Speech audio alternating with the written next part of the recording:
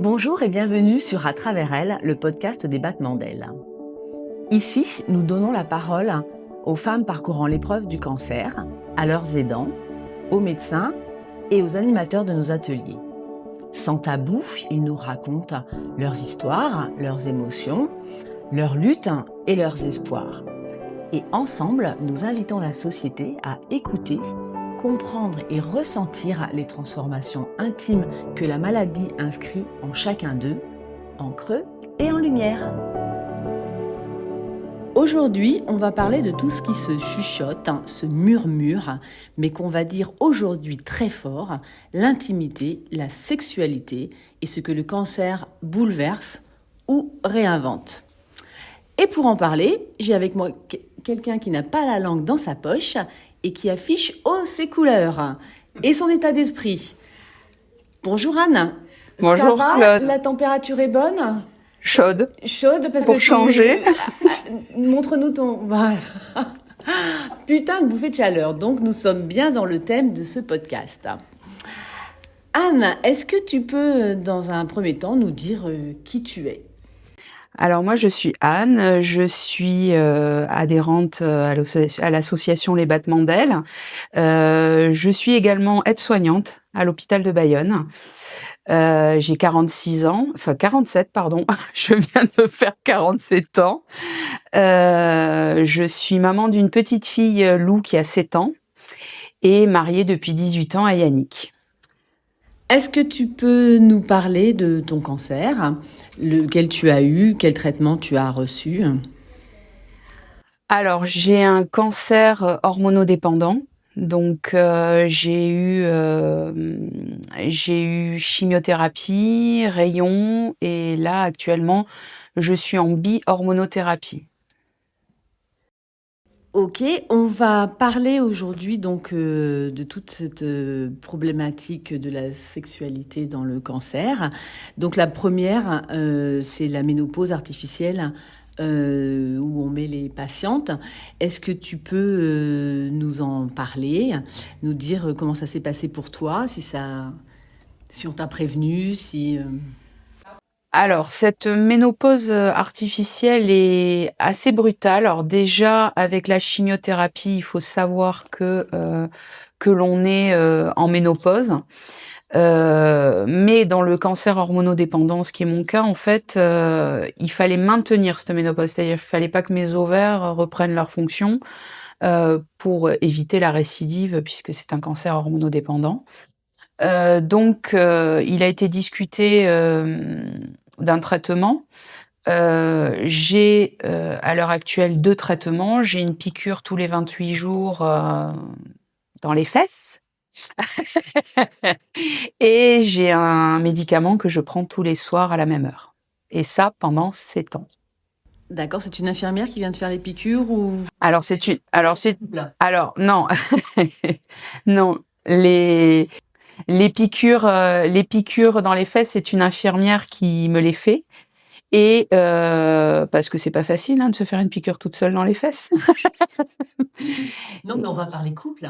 Alors par contre, mon conjoint est pleinement actif dans la maladie, enfin dans l'évitement de la récidive, puisque je pense que dans un couple, la communication est importante. Donc, il faut quand même évoquer les problématiques que l'on a en tant que femme avec ce qu'induit cette ménopause. D'accord, mais dans le traitement, il n'est pas... Ah non, dans le traitement, il ne peut pas... Donc, tu as eu cette ménopause artificielle et s'en est suivi une absence de libido. C'est qui est arrivé rapidement ou qui s'est faite petit à petit? Alors, j'ai déjà eu ma libido qui a été mis un peu de côté ou qui a été atteinte parce que j'ai un parcours un peu atypique. Je suis une ancienne obèse, je faisais 160 kilos, je n'arrivais pas à avoir d'enfant. Donc, s'est posé la question d'avoir un enfant à l'approche de la quarantaine. J'avais à l'époque 33 ans. et on m'a dit: «Madame, vous ne tombez pas enceinte parce que vous êtes en surpoids». Donc j'ai fait un bypass, j'ai perdu 50 kilogrammes et je ne tombais toujours pas plus enceinte. Donc du coup, là, on a fait une recherche, un bilan d'infertilité pour savoir d'où venait le problème. Il s'est avéré que j'avais les trompes gréliques, donc voilà, il a fallu que je parte, en FIV directement puisque à l'époque, j'avais déjà 38 ans, donc on pouvait pas faire une plastie des trompes et j'ai eu donc, Lou. On a eu Lou, notre fille, qui est un bébé miracle, au bout de la 3e FIV. Donc j'ai eu déjà des traitements hormonaux qui affectent énormément la libido. Donc déjà, cette période-là, ma libido en a pris un coup et alors qu'avant tout ça, j'étais sexuellement active et là, à nouveau, avec les traitements du cancer, la libido qui recommençait à être, normale, si je peux dire, bien qu'il y a pas forcément de normalité dans la libido, mais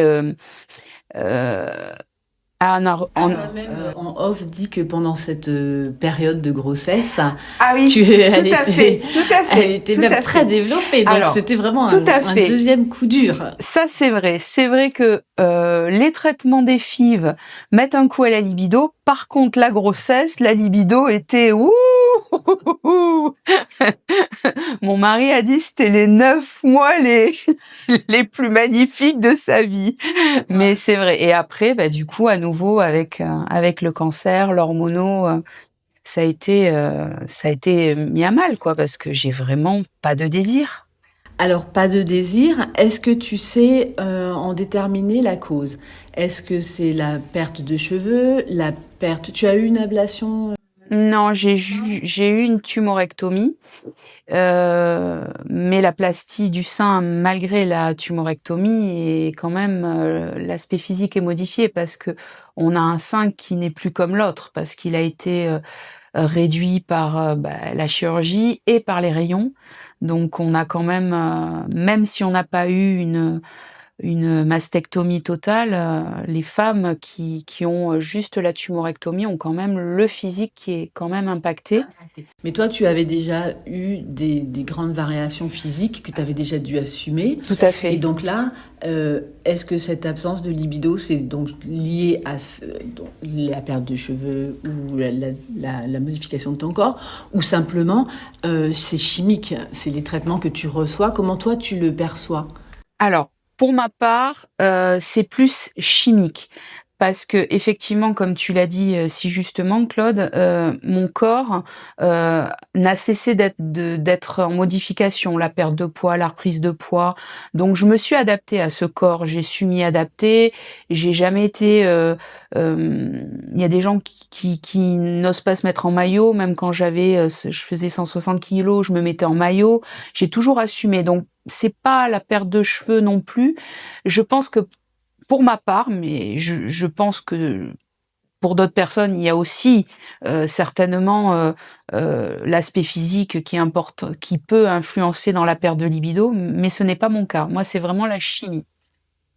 Alors, Anne, donc nous avons eu l'idée de ce podcast parce que l'association Les Battements d'Ailes a fait une conférence sur cette thématique-là où toi, tu t'es exprimé librement et surtout, c'est que tu es venue avec ton mari Yannick. Donc, il était présent et on peut supposer, enfin, ça suppose une très bonne communication entre vous.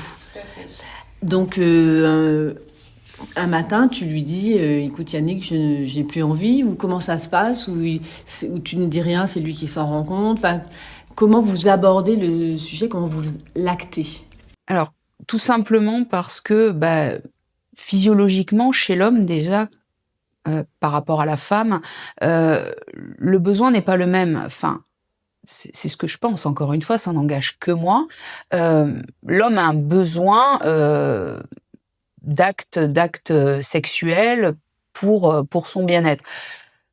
moi, en tant que femme, c'est plus, il faut que la charge mentale ne soit pas là, que je sois dans des conditions, et cetera. Donc effectivement, il avait un besoin, il me disait qu'il voulait faire l'amour, il avait un besoin tactile et moi je sentais que, si je répondais à ce besoin tactile, ne serait-ce qu'un bisou ou qu'il me prenne dans les bras, je me rendais compte que j'étais un peu, je le repoussais, mais parce que je me disais: «Mais si la mèche prend, je vais pas être en capacité d'éteindre».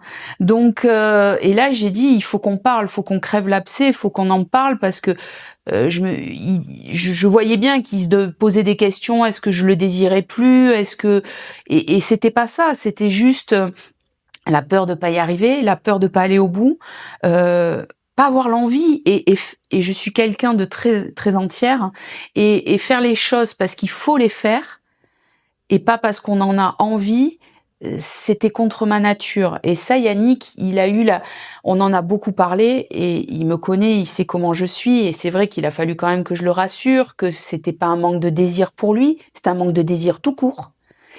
Et on a même été plus loin parce que dans notre conversation, et je pense que c'est un bel acte d'amour, c'est que j'ai même été jusqu'à dire à mon mari, avec qui je suis depuis 18 ans, si c'est compliqué pour toi, je t'autorise à aller voir ailleurs, par amour. Et j'ai eu le plus beau des messages en retour, il m'a dit, mais non, je t'aime tel que tu es, avec ou sans acte sexuel, il y a d'autres façons de s'aimer. Et en ça, je le remercie. Oui, c'est vrai, c'est une très très belle personne, Yannick. Il parle pas beaucoup. C'est pas quelqu'un qui parle beaucoup, qui s'exprime beaucoup. Enfin, avec moi, non, parce que ça fait 18 ans qu'on est ensemble. Donc, avec moi, il n'y a pas de souci. Mais c'est pas quelqu'un qui est communicant vers les autres. Mais c'est une belle personne. Oui. Et qui t'accompagne. Moi, j'ai eu l'occasion de discuter avec lui quand on a préparé cette émission. Il est très présent. C'est beau à voir. Tu t'es sentie coupable, donc très coupable. Coupable et cette culpabilité de pas répondre à un besoin physique. Mais il m'a très justement dit que, au-delà du physique, c'est sûr, on n'a pas les mêmes besoins les hommes et les femmes. Il me dit: «Moi, c'est l'amour pour toi que j'ai, donc n'aie pas peur de me prendre dans les bras et même si une réaction, physiologique et physique se manifeste, je te demande pas d'aller au bout». Donc parler, c'est important de parler dans un couple, c'est très important. Tout à fait. Donc vous n'êtes pas adversaire, mais partenaire dans cette épreuve. Quand on a préparé ce podcast, on a évoqué toutes les deux un livre de Sophie Fontanelle qui s'appelle L'Envie, où elle parle de ça et j'avais envie de relire l'introduction de ce livre et que tu nous dises ensuite ce que ça évoque pour toi, Anne. Donc l'introduction de ce livre, c'est celle-ci. Pendant une longue période, qu'au fond je n'ai ni à cœur de situer dans le temps, ni d'estimer ici en nombre d'années, j'ai vécu dans peut-être la pire insubordination de notre époque, qui est l'absence de vie sexuelle. Insubordination, parle Sophie Fontanelle. Elle poursuit, encore faudrait-il que ce terme soit le bon si l'on considère qu'une part colossale de sensualité a accompagné ces années où seuls les rêves ont comblé mes attentes, mais quels rêves. Alors on ne va pas parler des rêves tout de suite, mais déjà de la part colossale de sensualité. C'est ainsi que s'est transformée votre relation ? Je pense parce que il faut trouver des alternatives, j'ai envie de dire, à cette libido induite. Et donc, du coup, c'est important que la sensualité reste présente au sein du couple parce que l'absence de libido n'empêche pas la sensualité dans le couple et la complicité. Est-ce que vous utilisez beaucoup l'humour comme outil de survie pour désamorcer ces situations ? Alors ça, l'humour, je crois que c'est mon arme favorite parce que je m'en suis beaucoup servie à l'annonce du cancer après avoir effectivement accueilli l'information qui a été un tsunami, hein, bien évidemment. puisque on a décelé mon cancer en octobre 2024. Octobre rose à l'hôpital, je passe passer ma mammographie presque en me disant les doigts dans le nez, enfin la fleur au fusil, et en fait pas du tout. Donc là, le sol se dérobe sous mes pieds, ma fille a 7 ans, c'est pas un âge pour perdre sa maman, qu'est-ce qui va se passer? Et là, j'ai rebondi, j'ai mis quand même 15 bons jours à rebondir, hein. J'ai accueilli la nouvelle et je me suis dit, bon, il faut que ce vécu des traitements, etc., soit le moins compliqué et pour moi et pour mes proches. Donc, l'arme, l'humour. L'humour, j'ai dit à ma fille un jour, bon, maman, j'ai pas employé le terme cancer volontairement parce que sa grand-mère est décédée d'un cancer, donc je voulais pas qu'il y ait d'amalgame, parce qu'effectivement, on peut décéder du cancer, mais pas de tous les cancers. Et du coup, j'ai employé le terme technique carcinome. J'ai dit, maman, elle a un carcinome au sein, et elle va avoir des gros traitements, et ces gros traitements vont faire qu'elle va peut-être perdre les cheveux. Et là, ma fille, du haut de ses 7 ans, tu vas plus avoir de cheveux? Ben oui, ma chérie, j'aurai plus de cheveux. Comme papa, tu pourras donc m'appeler papa. Et là, fou rire général dans la maison. Et voilà, ça a été ça tout du long. Quand j'étais en chimiothérapie, ça avait le casque sur la tête. Je faisais rire mes collègues en leur disant, on dirait que je vais rentrer dans la mêlée. Enfin voilà, parce que je pense que l'humour est une bonne façon de contourner, pour ma part, un obstacle et de le franchir, tout en ne minimisant pas l'obstacle, mais effectivement l'humour c'est important. Est-ce que tu te sens moins femme du fait de cette absence de vie sexuelle? Alors moins femme, non, parce que on trouve des alternatives. Je dirais que ça bouleverse, certes, mais j'ai une capacité à toujours rebondir. Alors justement, est-ce que tu as toujours le plaisir de t'habiller, par exemple? Alors m'habiller est une grande question. Je pense qu'on m'appelle la dame en noir, parce que je suis tout le temps en noir, alors que je pense pas être quelqu'un de lugubre, au contraire. Mais c'est vrai que j'ai cette facilité d'être toujours avec des vêtements noirs, mais que j'accessoirise avec de la couleur. Facilité à s'habiller, je dirais que j'ai toujours... En fait, le fond de ma question, c'est la perte d'envie. C'est pas forcément qu'une envie de sexualité, ça peut être aussi une envie d'être femme, justement. Autrement. Je pense pas que j'ai perdu mon envie d'être femme. Il y a des jours où effectivement j'ai pas envie de me maquiller, mais je les avais déjà avant ces jours-là. Et je pense que c'est humain. Il y a des jours où on n'a pas envie, et voilà, il faut juste accepter de ne pas avoir envie, tout simplement. Est-ce que les médecins que tu avais rencontrés tout au long de ton parcours t'avaient alerté justement sur ce risque dans ton couple? Alors, je vais être honnête, ils alertent, mais au milieu de la masse d'informations que l'on a, et c'est souvent au début du traitement qu'ils alertent. Donc on a les chimios à vivre, les rayons, etc. Donc oui, ils alertent. Mais je pense qu'on devrait plus insister, c'est-à-dire, alors je dis on parce que je suis aide-soignante, hein, donc c'est une des formations professionnelles. Je pense qu'on devrait effectivement rassurer ces femmes et ces hommes, hein, parce qu'il n'y a pas que des femmes, hein, il y a des traitements qui affectent aussi la libido chez les hommes. Je pense qu'on devrait les alerter et les accompagner parce que peut-être que des personnes sont en souffrance en silence, pensent être seules et se dire je suis pas normale, alors que mais où est la normalité en définitive? C'est une norme, mais qui la définit?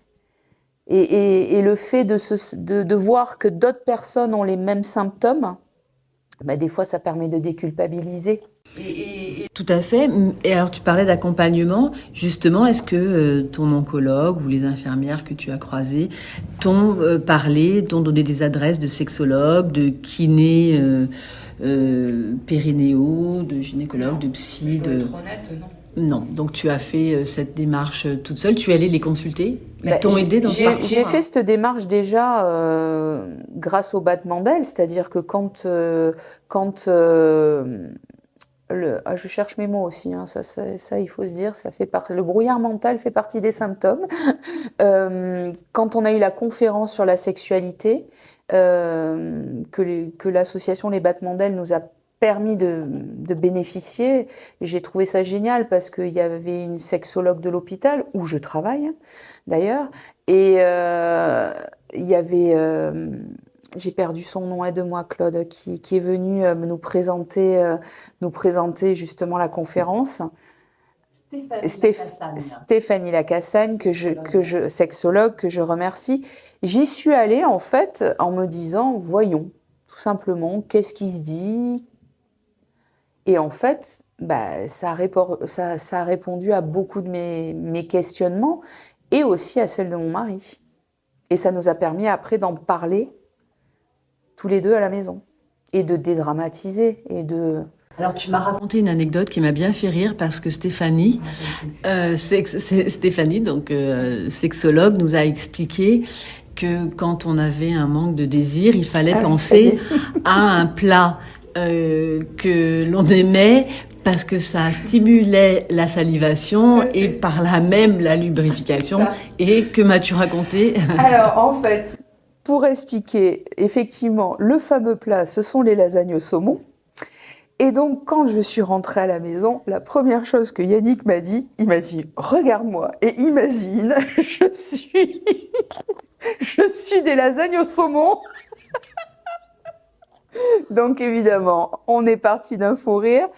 Bon, après, voilà, ça n'a pas eu l'effet que peut-être que ça aurait dû avoir, mais en tout cas, on s'est pris dans les bras et voilà, on s'est fait un câlin tendre et voilà, on a beaucoup rigolé de cette anecdote.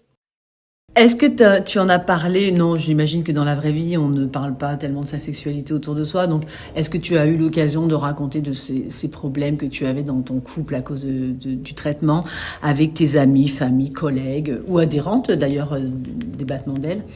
Tu en as parlé? Alors, je suis quelqu'un qui parle assez librement parce que je n'ai pas de tabou. Et oui, j'en ai parlé à ma kiné.